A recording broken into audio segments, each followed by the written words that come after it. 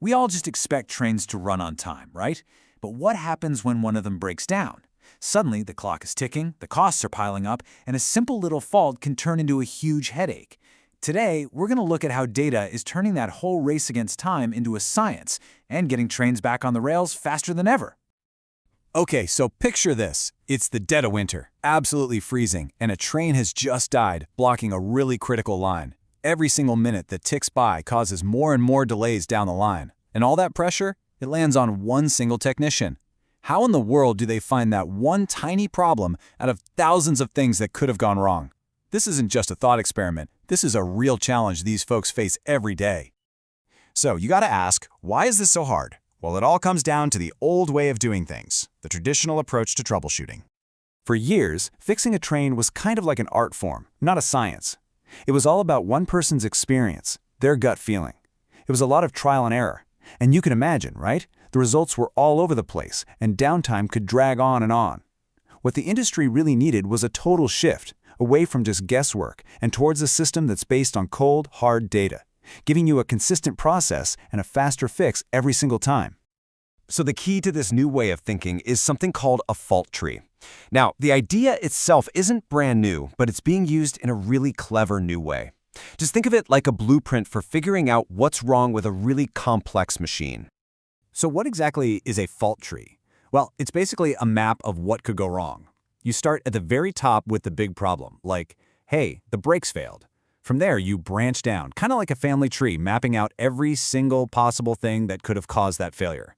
It's a great way to see everything laid out, but the catch is, it's always just been a static picture, a dumb map, really. And this is where things get really cool. This is where we move from a simple map to a smart learning guide that actually helps you. Okay, so here's the big difference. Your classic fault tree, it's like a roadmap that shows you every possible street in a city. But SmartFleet, that's your GPS. It doesn't just show you the roads, it tells you the fastest route based on real-time traffic. It's looking at all the historical data from past breakdowns to tell you what's most likely the problem right now. It literally turns guesswork into a science. And that, right there, is the secret sauce. Instead of the technician staring at a list of, say, 50 possible problems, the system says, hey, start here. There's a 75% chance the problem is this one specific valve. I mean, can you imagine? That's a total game changer. It saves a massive amount of time, and in this business, time is definitely money. Okay, that's the big idea. But what does it actually look like for the person out there on the tracks in the cold? Let's walk through the workflow. It's actually super straightforward. So, step 1, the technician gets an alert, and they can pull up the fault tree on any device, a tablet, their phone, whatever.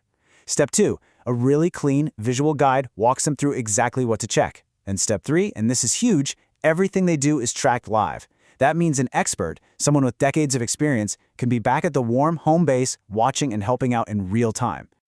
Now, behind that simple screen, there's a whole lot of power. You've got customizable templates, automatic alerts, but the really critical part is how it plugs into all the other maintenance systems. Why does that matter? Because it means every single repair, every check, every action gets logged. That data is gold. It's what feeds back into the system to make it smarter and smarter, and it helps the company spot problems that keep popping up across the whole fleet. So yeah, it all sounds amazing on paper, but what about in the real world? Does it actually make a difference? Let's check out the results. Hey, remember that crazy scenario from the beginning? The train stuck in the freezing cold? Well, this is a real quote from a client. You've got one person out on the track in Arctic conditions with a senior tech back at base, following their every move.